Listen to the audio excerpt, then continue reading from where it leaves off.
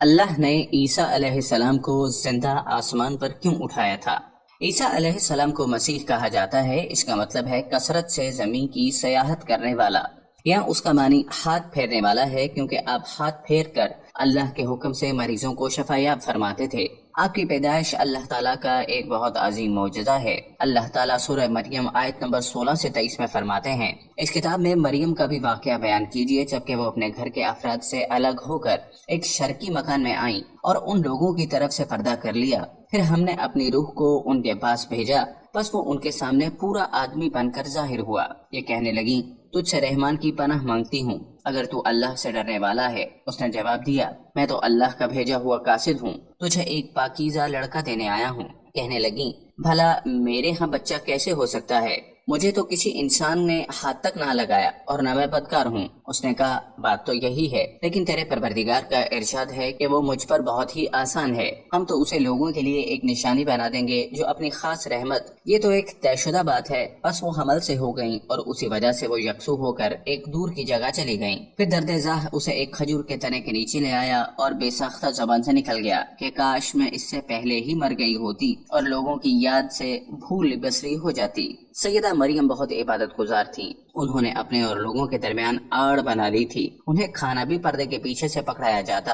اللہ تعالیٰ کی طرف سے بھی انہیں خاص رزق مل رہا تھا۔ اس حالت میں جبرائیل علیہ السلام ان کے پاس آئے۔ انہوں نے ان کے گریبان میں اللہ کے حکم سے پھونک ماری، اس سے انہیں حمل ٹھہر گیا۔ ولادت کا وقت آیا تو آپ لوگوں سے بہت دور یعنی بیت الحلم چلی گئیں۔ وہاں انہیں درد ذا شروع ہوا، تب کہنے لگیں، کاش میں اس سے پہلے مر جاتی۔ اللہ تعالیٰ کی طرف سے ارشاد ہوا، سورہ مریم آیت نمبر 24 سے 28 میں ہے، اتنے میں اسے نیچے سے ہی آواز دی کہ آزردہ خاطر نہ ہو، تیرے رب نے تیرے پاؤں تلے ایک چشمہ جاری کر دیا ہے، اور اس کھجور کے تنے کو اپنی طرف ہلا، یہ تیرے سامنے تر و تازہ پکی کھجوریں گرا دے گا۔ اب چین سے کھا پی اور آنکھیں ٹھنڈی رکھ۔ اگر تجھے کوئی انسان نظر پڑ جائے تو کہہ دینا، میں نے اللہ رحمان کے نام کا روزہ مان لکھا ہے، میں آج کسی شخص سے بات نہ کروں گی۔ اب عیسیٰ کو لیے ہوئے وہ اپنی قوم کے پاس آئیں۔ سب کہنے لگے، مریم تو نے بڑی بری حرکت کی ہے۔ اے ہارون کی بہن، نہ تو تیرا باپ برا آدمی تھا، نہ تیری ماں بدکار عورت تھی۔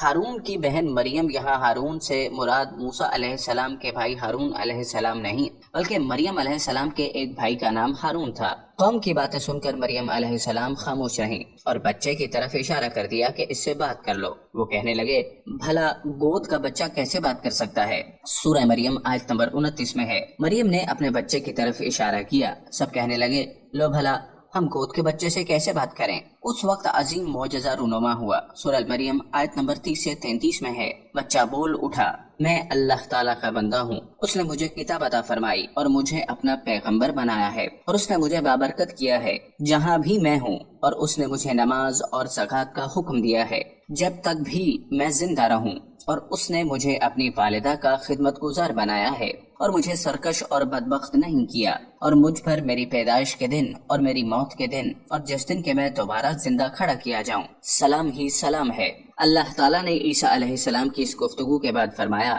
یہ ہے صحیح واقعہ عیسیٰ ابن مریم کا، یہی وہ حق بات ہے جس میں لوگ شک و شبہ میں مبتلا ہیں۔ اللہ تعالیٰ کے لیے اولاد کا ہونا لائق نہیں، وہ تو بالکل پاک ذات ہے۔ وہ تو جب کسی کام کے سر انجام دینے کا ارادہ کرتا ہے تو اسے کہہ دیتا ہے کہ ہو جا، وہ اسی وقت ہو جاتا ہے۔ میرا اور تم سب کا پروردگار صرف اللہ ہی ہے، تم سب اسی کی عبادت کرو، یہی سیدھی راہ ہے۔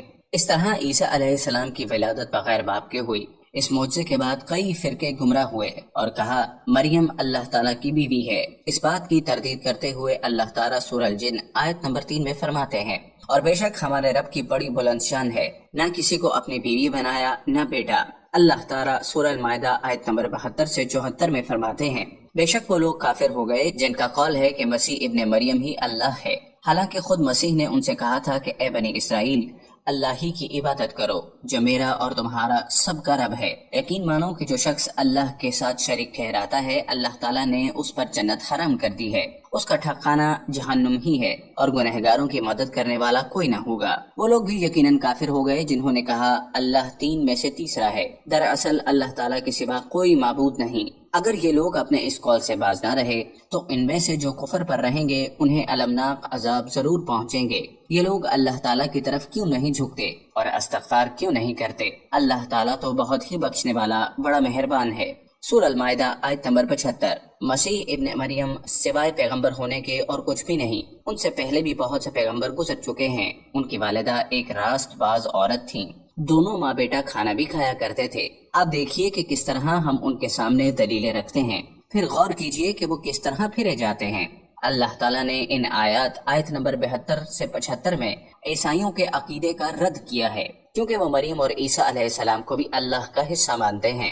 سورہ الاخلاص میں بھی ان کے عقیدے ان الفاظ کا رد کیا گیا۔ آپ کہہ دیجئے وہ اللہ ایک ہے، اللہ بے نیاز ہے، نہ اس سے کوئی پیدا ہوا اور نہ وہ کسی سے پیدا ہوا اور نہ کوئی اس کا ہمسر ہے۔ لوگوں نے جب مریم علیہ السلام پر تہمت لگائی، انہیں بدکار کہا، تب اللہ نے فرمایا، سورہ نساء آیت نمبر 156 میں ہے، اور ان کے کفر کے باعث اور مریم پر بہت بڑا بہتان باندھنے کے باعث ہم نے ان پر لعنت کی۔ اس طرح سورہ آل عمران آیت نمبر 59 میں اللہ تعالیٰ فرماتے ہیں، اللہ کے نزدیک عیسیٰ کی مثال ہو آدم کی مثال ہے، جسے مٹی سے پیدا کر کے کہہ دیا کہ ہو جا، بس وہ ہو گیا۔ عیسائیوں کا عیسیٰ اور مریم علیہ السلام کے بارے میں یہ بہت بڑا جھوٹ ہے کہ عیسیٰ علیہ السلام اللہ کے بیٹے اور مریم اللہ کی بیوی ہیں۔ اللہ تعالیٰ سورہ المریم آیت نمبر 88 سے 95 میں فرماتے ہیں، ان کا قول تو یہ ہے کہ اللہ رحمان نے اولاد اختیار کی ہے، یقیناً تم بہت بری اور بھاری چیز لائے ہو۔ قریب ہے کہ اس بہتان کی وجہ سے آسمان پھٹ جائیں اور زمین شق ہو جائے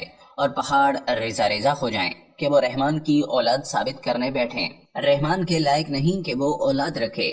آسمانوں اور زمین میں جو کچھ بھی ہے یہ سب اللہ کے غلام بن کر ہی آنے والے ہیں۔ ان سب کو اس نے گھیر رکھا ہے، وہ سب کو پوری طرح گن بھی رکھا ہے۔ یہ سارے کے سارے قیامت کے دن اکیلے اس کے پاس حاضر ہونے والے ہیں۔ اللہ تعالیٰ سورہ الانعام آیت نمبر 101 میں فرماتے ہیں، وہ آسمانوں اور زمین کا موجد ہے، اللہ تعالیٰ کے ہاں اولاد کہاں ہو سکتی ہے، حالانکہ اس کی کوئی بیوی تو ہے ہی نہیں، اور اللہ تعالیٰ نے ہر چیز کو پیدا کیا اور وہ ہر چیز کو خوب جانتا ہے۔ اسی طرح اللہ تعالیٰ سورہ زخرف آیت نمبر 81 میں فرماتے ہیں، آپ کہہ دیجئے اگر بالفرض رحمان کی اولاد ہوتی تو میں سب سے پہلے عبادت کرنے والا ہوتا۔ مطلب یہ کہ تم بغیر کسی دلیل کے ایسی بات کہے جا رہے ہو۔ عیسیٰ علیہ السلام پرورش پاتے رہے، آپ کی پرورش بیت اللحم میں ہوئی، آپ نے بچپن میں ہی کافی علم حاصل کر لیا، کیونکہ آپ کو اور آپ کی والدہ کو اللہ تعالیٰ نے جہان والوں کے لیے اپنی قدرت نشانی ٹھہرایا تھا۔ اللہ تعالیٰ سورہ المومنین آیت نمبر 50 میں فرماتے ہیں، اور ہم نے ابن مریم اور ان کی والدہ کو ایک نشانی بنایا اور ان دونوں کو بلند و صاف قرار والی جگہ اور جالی پانے والی جگہ میں پناہ دی۔ علماء کہتے ہیں کہ مریم علیہ السلام بیت الحلم سے بیت المقدس کی طرف روانہ ہو گئیں۔ بیت المقدس کے پاس ایک اونچی جگہ تھی، اس میں پانی کا چشمہ تھا اور پھل بھی تھے۔ عیسیٰ علیہ السلام بڑے ہو گئے، ان میں علم و حکمت اور اصلاح کی علامات واضح ہو رہی تھیں، لیکن ابھی تک آپ کی نبوت نہیں تھی، یہاں تک کہ آپ کی عمر 30 سال ہو گئی، تب اللہ تعالیٰ نے آپ کو انجیل عطا فرمائی۔ اس کے بعد آپ نے اللہ کے رسول کی حیثیت سے دین کی دعوت شروع کی۔ اللہ تعالیٰ سورہ مائدہ آیت نمبر 46 میں فرماتے ہیں، اور ہم نے ان کے پیچھے عیسیٰ ابن مریم کو بھیجا جو اپنے سے پہلے کی کتاب تورات کی تصدیق کرنے والے تھے، اور ہم نے انہیں انجیل عطا فرمائی جس میں نور اور ہدایت تھی، اور وہ اپنے سے پہلے کتابوں کی تصدیق کرتی تھی اور پرہیزگار لوگوں کے لیے سراسر ہدایت اور نصیحت تھی۔ اکثر مفسرین کا اس پر اتفاق ہے کہ عیسیٰ علیہ السلام کو 30 سال کی عمر میں انجیل عطا کی گئی، ساتھ ہی اللہ تعالیٰ نے انہیں عظیم معجزات عطا فرمائے۔ سورہ آل عمران آیت نمبر 48 اور 49 میں اللہ تعالیٰ فرماتے ہیں، اور اللہ اسے لکھنا اور حکمت و تورات اور انجیل سکھلائے گا، اور وہ بنی اسرائیل کی طرف رسول ہوگا کہ میں تمہارے پاس تمہارے رب کی نشانی لایا ہوں۔ میں تمہارے لیے پرندوں کی شکل کی طرح مٹی کا پرندہ بناتا ہوں، پھر اس میں پھونک مارتا ہوں تو وہ اللہ تعالیٰ کے حکم سے پرندہ بن جاتا ہے، اور اللہ کے حکم سے میں مادرزاد اندھے کو اور کوڑی کو اچھا کر دیتا ہوں اور مردے کو جلا دیتا ہوں، اور جو کچھ تم کھاؤ اور جو اپنے گھروں میں ذخیرہ کرو میں تمہیں بتا دیتا ہوں۔ اس میں تمہارے لیے بہت بڑی نشانی ہے اگر تم ایماندار ہو۔ اس طرح عیسیٰ علیہ السلام بنی اسرائیل کی طرف مبعوث ہوئے۔ تمام نبی کسی خاص قوم کی طرف مبعوث ہوئے ہیں، جبکہ نبی اکرم صلی اللہ علیہ وسلم تمام انسانوں اور جنوں کے لیے رسول بنا کر بھیجے گئے۔ یہ آپ کی خصوصیات میں سے ایک امتیازی خصوصیت ہے۔ اللہ تعالیٰ نے عیسیٰ ابن مریم علیہ السلام کو عظیم معجزات عطا فرمائے۔ پیدائشی اندھا بینا ہو جائے، کوڑی کا کوڑ دور ہو جاتا، برس والے کے جسم سے ہاتھ پھیر دیتے تو اس کا برس ختم ہو جاتا، مٹی کے پرندے بنا کر پھونک مارتے تو وہ اڑنے لگتے، لیکن سب سے بڑا معجزہ اللہ تعالیٰ نے آپ کو یہ عطا فرمایا کہ آپ نے اللہ کے حکم سے مردوں کو زندہ کیا۔ سورہ آل عمران آیت نمبر 50-51 میں ہے، اور میں تورات کی تصدیق کرنے والا ہوں، اور جو مجھ سے پہلے ہیں میں اس لیے آیا ہوں کہ تم پر بعض وہ چیزیں حلال کر دوں جو تم پر حرام کر دی گئیں، اور میں تمہارے پاس تمہارے رب کی نشانیاں لایا ہوں، اس لیے تم اللہ سے ڈرو اور میری فرما برداری کرو، یقین مانو کہ میرا اور تمہارا رب اللہ ہی ہے، تم سب اسی کی عبادت کرو، یہی سیدھی راہ ہے۔ لوگوں نے تمام نشانیاں دیکھی لیکن پھر بھی کفر پر ڈٹے رہے، عیسیٰ علیہ السلام کی تکذیب کرتے رہے۔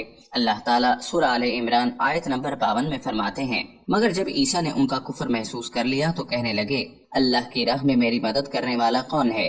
حواریوں نے جواب دیا، ہم اللہ کی راہ کے مددگار ہیں، ہم اللہ پر ایمان لائے اور آپ گواہ رہیے کہ ہم تابعدار ہیں۔ سورہ صف آیت نمبر 14 میں اللہ تعالیٰ عیسیٰ علیہ السلام کی زبانی فرماتے ہیں، انہوں نے ایمانداروں کو مخاطب کر کے کہا، اے ایمان والو، تم اللہ کے مددگار بن جاؤ، جس طرح مریم کے بیٹے عیسیٰ نے حواریوں سے فرمایا کہ کون ہے جو اللہ کی راہ میں میرا مددگار بنے؟